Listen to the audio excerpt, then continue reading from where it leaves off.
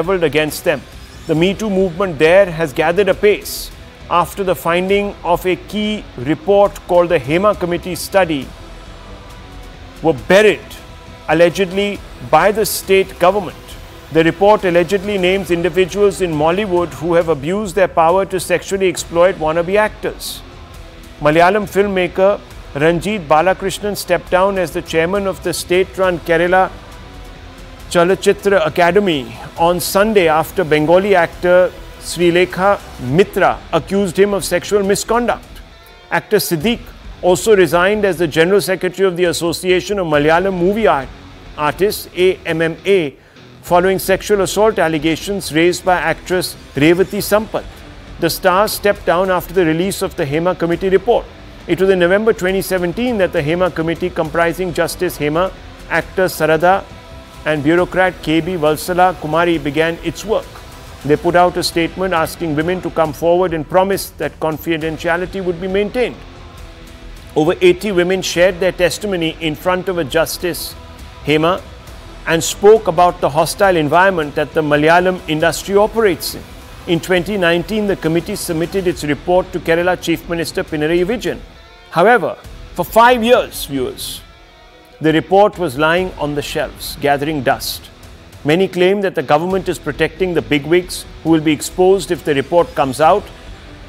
The Kerala Me Too movement has hit Mollywood after the state buried this key report on casting couch syndrome. And viewers, the India Alliance says that it is committed to women's safety. One of its top leaders, Priyanka Gandhi Vadra, has come out and said that मैं लड़की हूँ, मैं लड़ सकती हूँ. And when there were ladkis who were willing to fight for their rights, viewers, their own India Alliance members, the governments that are part of this alliance, basically scuppered their entire effort. And as I told you, this is not the only state. You have to look across to Bengal in Kolkata. The Supreme Court had to intervene suo moto after the HC flagged the attempt at cover-up of the gruesome RG car rape and murder case. And there you can see it, viewers. Is India stepping on women's safety? That's the fundamental question. The India bloc, the India Alliance. Let me ask this question of Advaita Kala, who is a women's activist in her own right. We also have Sehra Shah Halim, an activist who backs the CPM. We also have, of course, Mr. Poonawala and Dr. Ranganathan. So, Advaita Kala, I just want to ask you, there's a lot of angst, of course, that pours out of one alliance constantly when there are outrages in BJP-ruled states. But here you have an institutionalized cover-up. I'm not talking about what is happening in Kolkata, etc. I'm talking about Kerala, institutionalized cover-up, and there is pin-drop silence. Right, and it's not unexpected. This is the way, this is the pattern, this is what happens. And this is what unfortunately is going to continue to happen, because this is a system of powerful people who protect powerful people. And you're seeing this in the Hema Committee report and the inaction when it comes to that, as well as in the government hospital and that infamous principal who seems to be getting job after job and is obviously being protected. So we have a situation which is actually very, very toxic, because these are both workplace situations. Let's be clear about that. One is a government run hospital, which means it should follow all the guidelines that have been put in place by the government. And the other is an unregulated industry, which is basically migrant workers who move from film set to film set and are exploited along the way. And in both cases, in this one in particular, the CPM-led government of Pinarayi Vijayan has actually gone to great lengths to not have this report released, as opposed to acting on the suggestions or the recommendations or the findings. What has instead happened is that all the effort has been made to make sure that the powerful men who have been named in this report are protected. And, you know, Rahul, the scary thing is that in this Hema Committee report, There is also reference to minor abuse of girls. And that just takes this to a whole other level. And there is reference to a mafia, a collective of men who sexually, assault and exploit women on a regular basis. So that's very, very damning. And we have to remember that it took 4.5 years and 2 pleas in the High Court for this report to come out into the public domain with redacted parts to protect the identity of people. But when there is proof like WhatsApp messages, screenshots, videos, then why is action not being taken? Let me ask, Tehseen Poonawalla a simple question. Mr. Poonawalla, I'm reading a couple of statements. One by Rahul Gandhi in Delhi. He was standing alongside his sister Priyanka Gandhi Vadra, and he says, Priyanka will secure a larger majority than myself in Wayanad. And as we know, she's going to be a member of parliament from there. She's going to be contesting an election. The story we are talking about, this suppression of material evidence of some of the most heinous crimes that the Hema Committee has talked about is happening.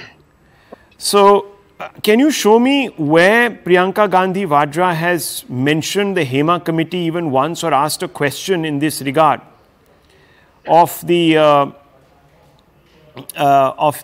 left government there? Surely this should be a big issue. Yes, it's a big issue. She will be speaking about it. I think she's going to Kerala in a day or two, and I think the Congress she needs to speak about it once she gets to Kerala. Is that what you're saying? She couldn't have spoken about it 10 days ago. I know that the Congress will be attacking the left government on it, and I think that this is a very serious issue. There is no if or buts. You can't do politics or whataboutery. Can't move this with Kolkata or with Uttar Pradesh or with Delhi or with anything else.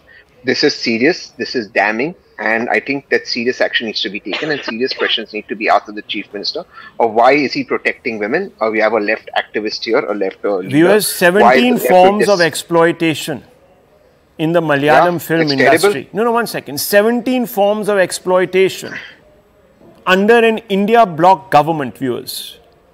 The primary constituent of the India bloc is the Congress party. It is silent. Yeah, but it's not a Congress government in left. They fight each other. I understand just that. To be That clear. doesn't matter. Yeah. When you speak in parliament, you speak as one. When When you walk out in parliament, you walk out as one. When you attack the BJP in parliament and the NDA in parliament on issues such as this, you do it as one. So I would have expected you to also take responsibility as one. But you have not. There is palpable silence. So I can't understand this. Let me bring in Saira Shah Halim. Saira Shah Halim, look, the other day you were here on this show, I think it was last week, and you were very upset with Mamta Banerjee, for example, for not doing justice by the women of Bengal. Now you have a chief minister from the CPIM. You're an activist. You're also someone who backs the CPIM. Do you feel that Pinarayi Vijayan and the India bloc are slipping on this issue, that they're getting too caught up in their own politics to look within? Firstly, good evening. I'm not representing the CPIM here, nor am I the spokesperson. So I will simply speak, as a women's rights activist. Right. I might have contested election, but right now it's best that the Kerala party office comments on this issue. I can talk about from the women's perspective that if you look at it, if you look at the Hema Committee report, there have been damning evidence, of course, of sexual harassment. There's a Tollywood actress also who's made an allegation against I'm asking the producer. You, why is it that the opposition finds itself so tongue-tied when something like this, and this is institutionalized cover-up?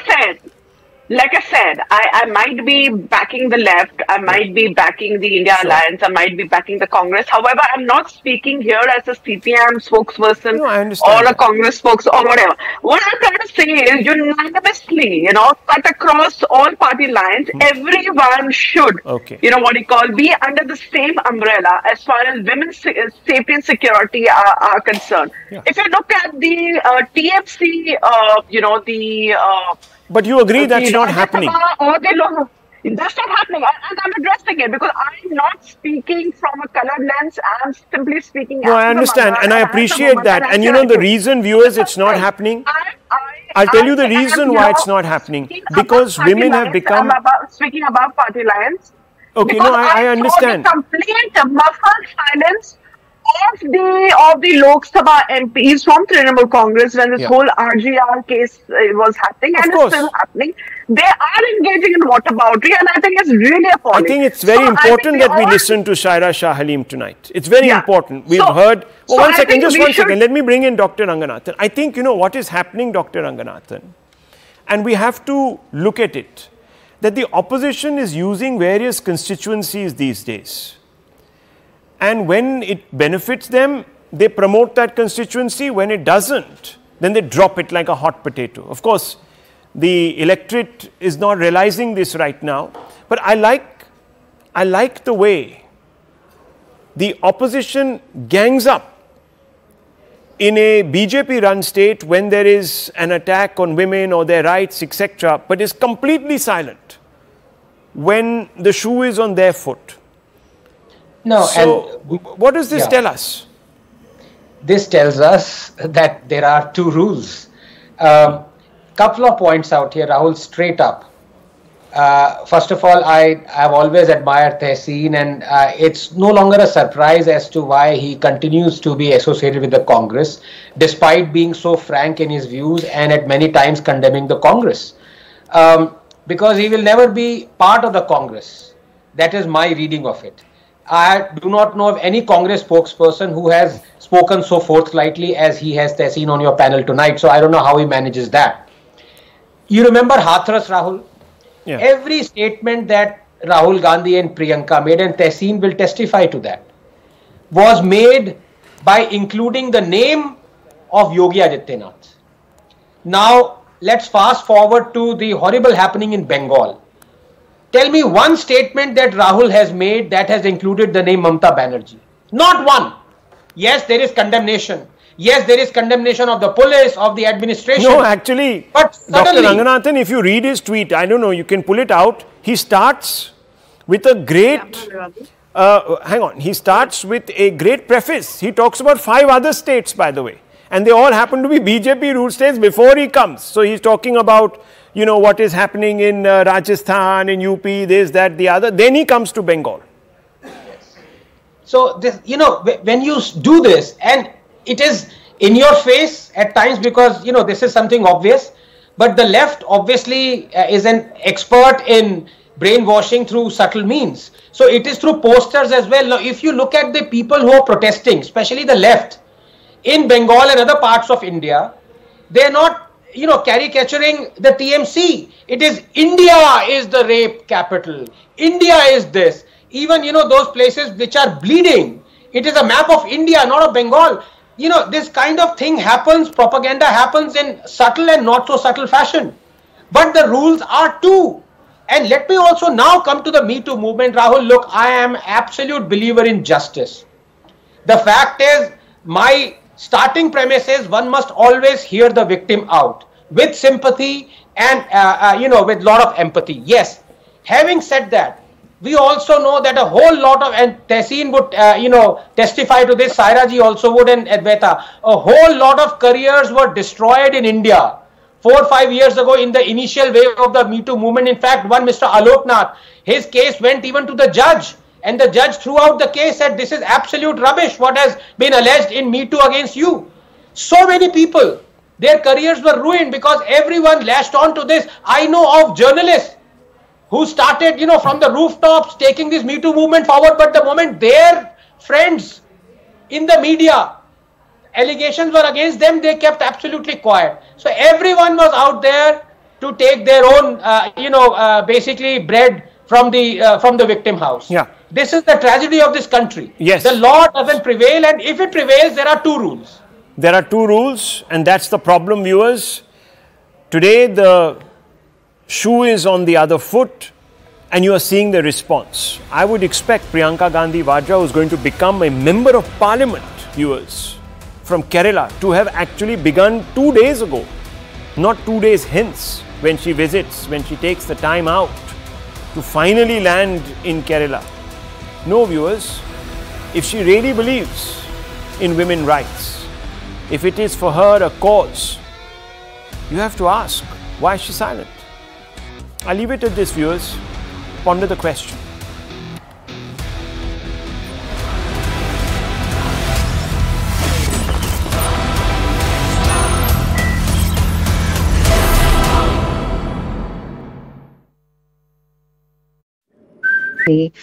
And while I was talking over the phone, over his phone with that person concerned, he was touching my hand, my bangles, and it was just an innocent gesture maybe. But I wasn't comfortable because